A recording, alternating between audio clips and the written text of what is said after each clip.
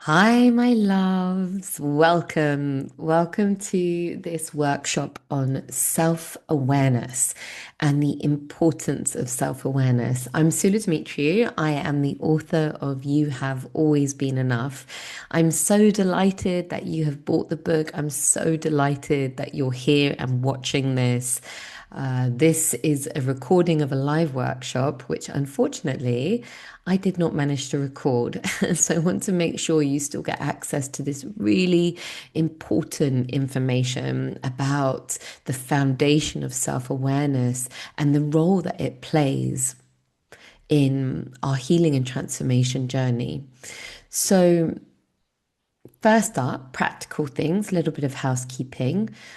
All you're going to need for this session is a journal. If you don't have one, don't worry, but you might find it helpful to have a pen, maybe some water nearby. Obviously, you've got this recording, so you can pause it whenever you feel that you want a little break and know that you can take your time with this.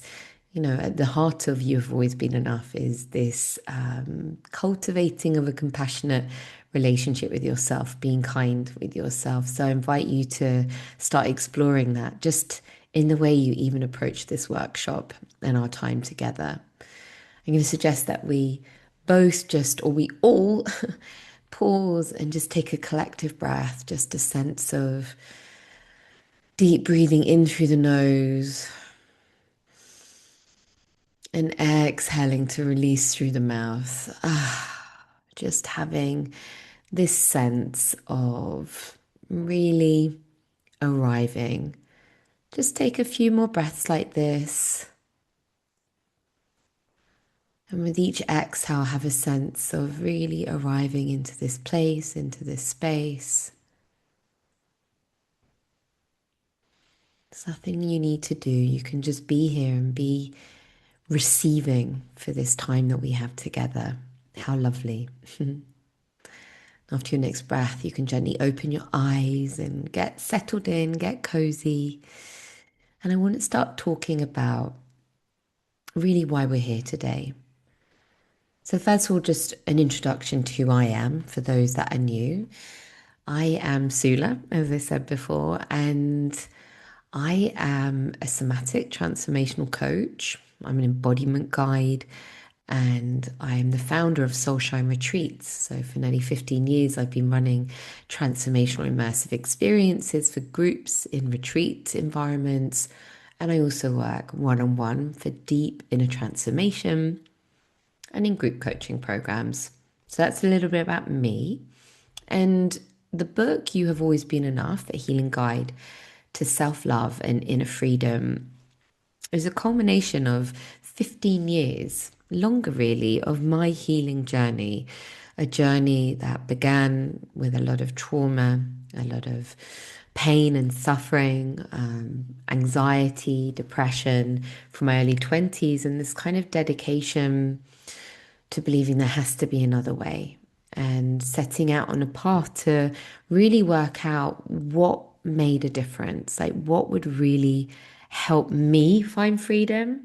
And along that way, I then started helping others to find their inner freedom and to transform their relationship with themselves in order to transform their life. And I've now worked with thousands of people holding that space. And I'm very passionate about my belief that we can all live from a place of knowing that we're enough, of knowing our worth, of feeling free, and of reaching our potential for peace and for joy.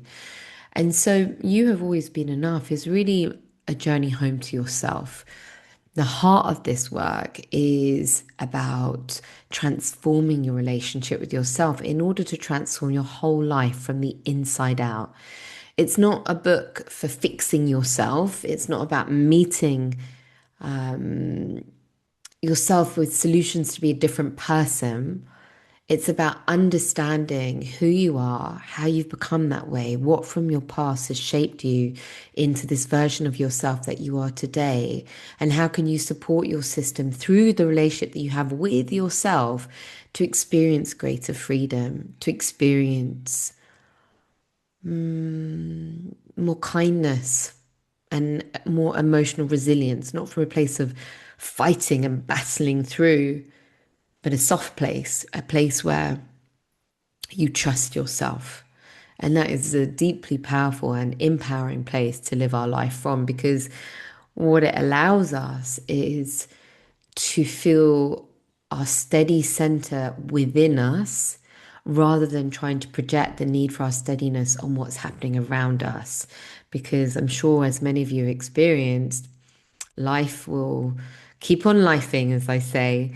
Life, we cannot control what might happen. We can do our best with the things that are within our control, but so much of it is beyond our control. And so when we place our happiness and our ease in the space of what is outside of us, we create a great fragility and a great tension because we're trying to control something that is much bigger than us.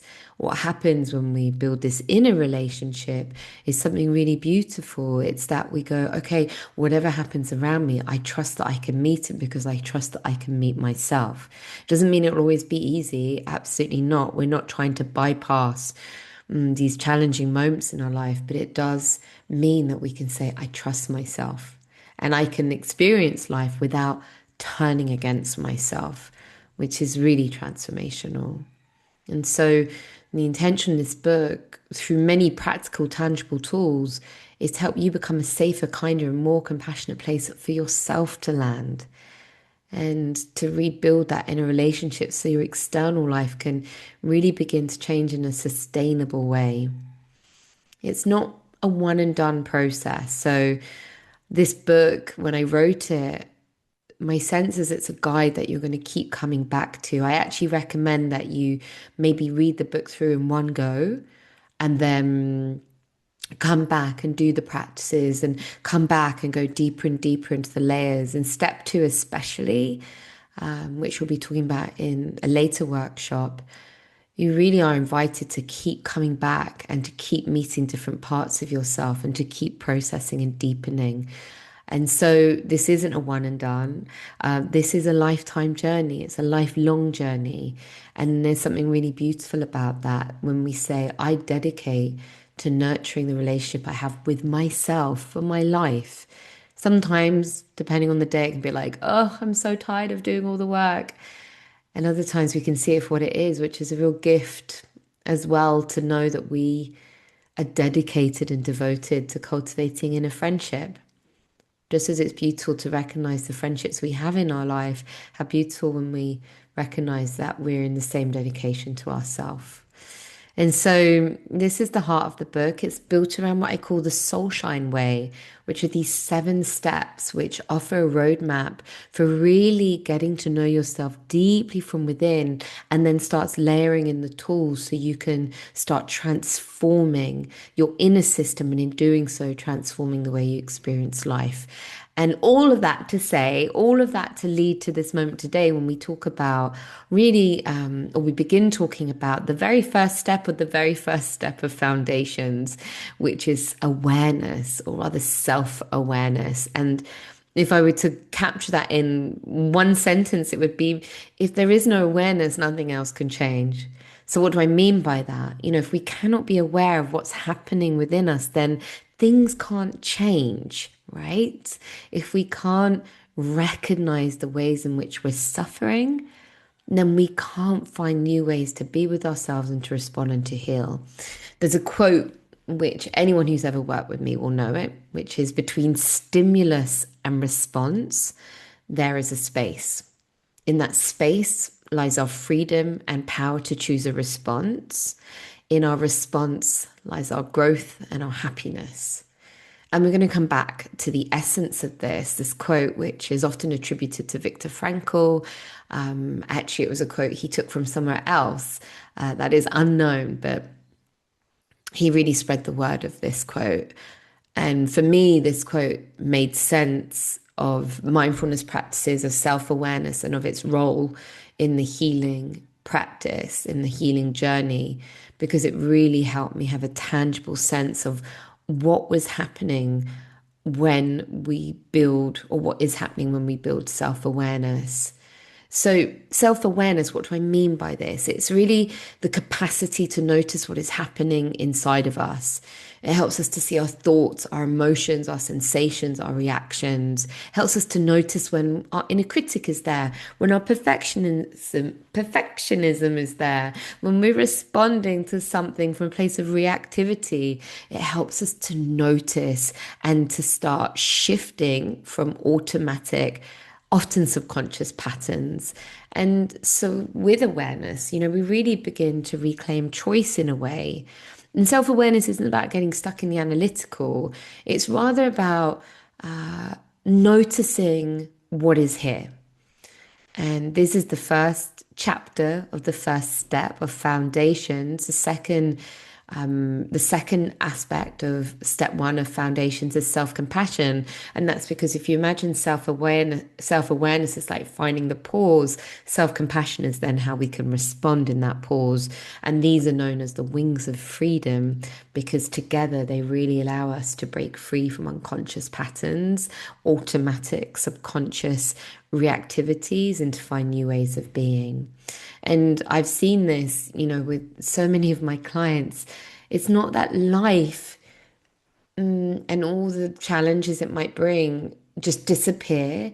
I think one of the ways we get stuck as humans in suffering is this belief that there should never be any discomfort or never any pain or never any challenge, which simply is not realistic.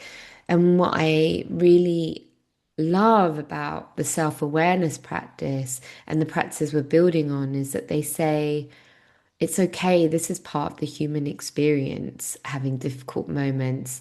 So, how can I be with it? And how can I work with the only thing that is really within my. I don't really like the word control because control can have an aspect of, well, parts to it of protection, but rather, how can I trust myself to notice and to form new pathways? And this was really the origin story for me of finding my way into self-awareness. As I explained, I'd been through a lot of suffering, been through a lot of difficult things in my life. Sometimes it feels like I'm a guinea pig for practices. It's like throw all the things at me so I can untangle them and work out which practices really make a difference and hopefully support others. And that's been my intention for many years. But for me, at a time of real, what I'll call suffering, I came across this teaching, which was such a revelation for me, which is that, pain is part of being human. And the origins of this are in Buddhist teachings. And the idea is, Buddha taught that to be is to experience pain. We all will have moments which are difficult, but what he taught was suffering and how we could end suffering. And the difference is that pain is inevitable, but suffering is what arises in the way in which we make sense of that pain experience, the stories we tell ourselves about the world, about what's happening. And this is often this suffering is what then often is what is creating the challenge that many of us are experiencing because we can get stuck in that place. And this Buddhist teaching is that pain times resistance. So when pain meets resistance, like when we go through a difficult experience and we resist that, why is this happening? Or what does this mean about me? I'm not good enough. Or the world is this. What happens is suffering. Pain times resistance equals suffering. And so, an example of this, which I always use because I think it's very relatable for most of us, is around a relationship ending or a job loss or a health challenge. And we might have this sense of rejection, you know, and the resistance that might come up there is this means I'm unlovable. This shouldn't be happening. I'm a failure. Why me? That's our resistance. And the suffering is then the shame, the spiraling, the self-blame, the hopelessness, the feeling of victim, losing our power from that place. And so as humans, we have this tendency to move away from things however possible. But what happens if we understood that pain is inevitable and we learned how to be with it without turning away and we trusted ourselves to be with it? We wouldn't remove this experience of pain. We actually can't remove that experience of pain. It's part of life. But what we can do is diminish the sense of suffering. And there was a teaching which was absolutely pivotal for me. And again, all those who've studied with me or be my clients in any capacity will know this story, which is about the first and second arrow. Again, a story from a Buddhist teaching. And it said that Buddha asked his students, if you're hit by an arrow, does it hurt? And they were like, well, yes, of course it does. And he was like, what about if you're hit by a second or third arrow? Does it hurt more? And they were like, well, yes, of course. He said, well, the first arrow, this is your original pain. But the second arrow and the third and the fourth, these are the stories, the judgments, or the beliefs we add to them. And this is where suffering arises. So, as I said before, imagine the breakup. It happens, it's painful, you lose someone, your life changes, your dreams are ruptured. Perhaps it's been a painful experience the way, maybe there's been betrayal. And in that moment, these second arrows, I'm not enough. I always mess things up. Something's wrong with me. I'm too much. I should be further ahead. I'm always going to be alone. This is my fault. All these stories we tell ourselves. And this is a space where self-awareness allows us to recognize what's happening and to pause and find alternative responses that don't keep us stuck in these patterns where our suffering is born and deepens. There's a Zen teaching which is to the effect of, don't make life more complicated than it already is. Don't make life more painful than it already is. And self-compassion or rather self-awareness is the gateway to this because self-awareness is what allows us to be in presence. And after this, I would invite you to take some moments to reflect and journal, and this is a practice in the book as well, on these moments where maybe you've had the second arrow. What was the first arrow and what were the second arrows, and how did it shape the experience that you had, and how might it have been different had you not had those arrows? So you can pause this and journal now if that feels helpful, or know that you can come back to it. So, moving on from the arrows and coming back to this quote, between stimulus and response, there is a space. How do we stop firing these second arrows? We find the pause between what happens and how we respond. There's a space. Often it is tiny, sometimes just even a glimmer of a breath. And this is where our freedom lives. This is where we begin interrupting old patterns. This is where we stop being completely taken over by old patterns and begin choosing how we want to meet ourselves.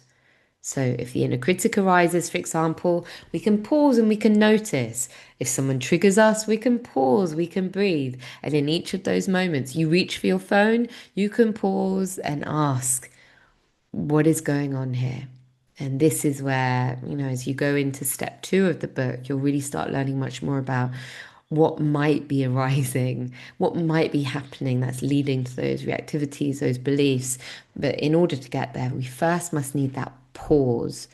And the practice that we use to find that pause, the practice that we build into our life is what's known as mindfulness, something I'm sure many of you are familiar with.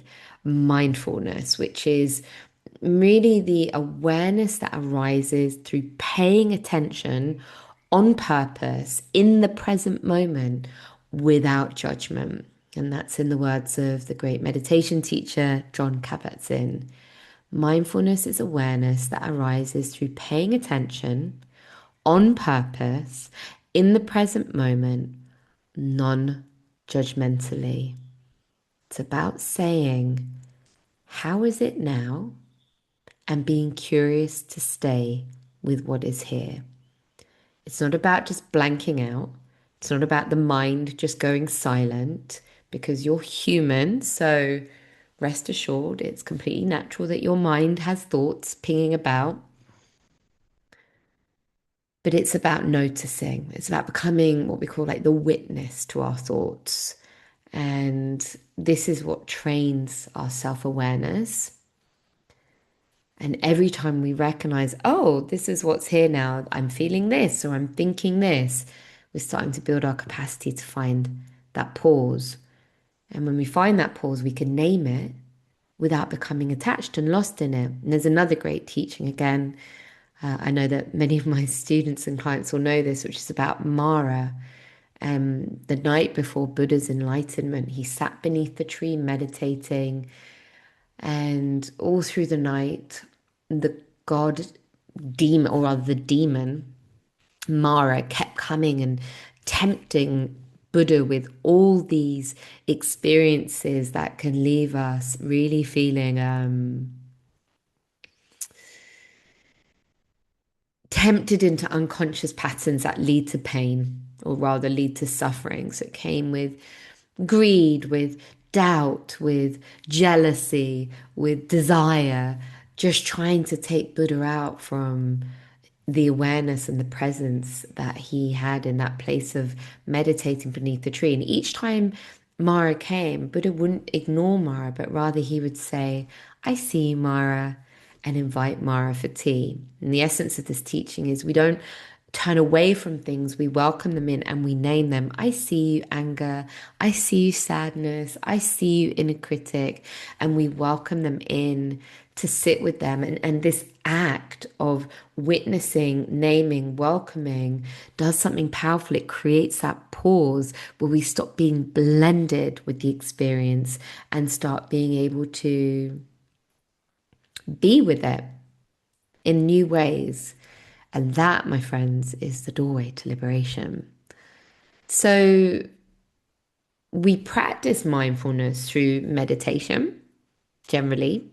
There's many different ways you can practice mindfulness. You can practice mindfulness walking in nature.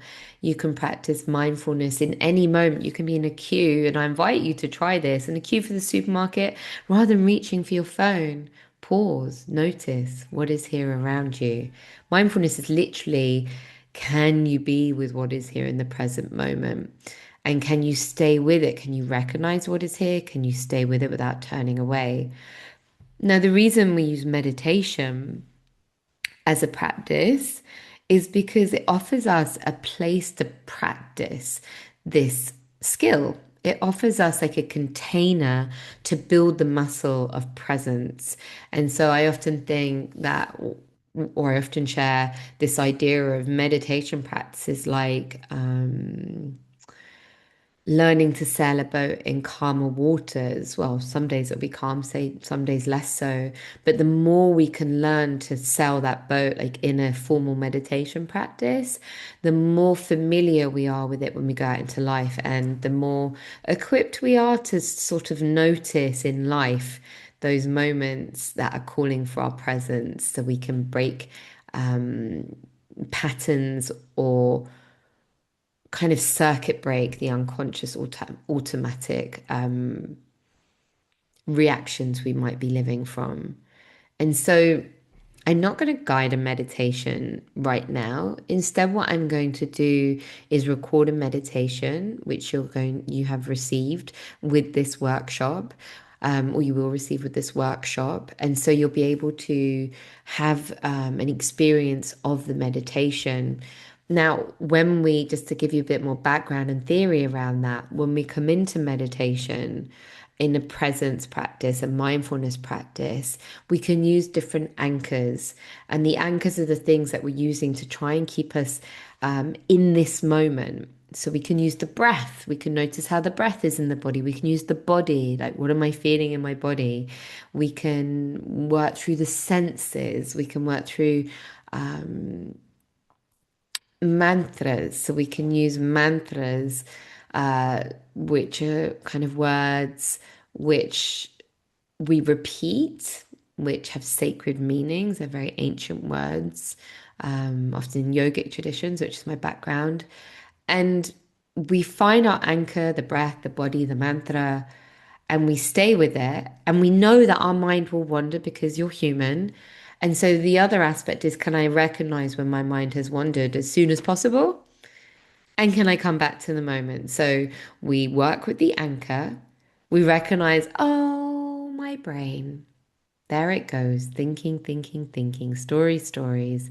We recognize it, thinking, we name it, thinking, and then we come back to the anchor. And that is the practice of presence, of mindfulness.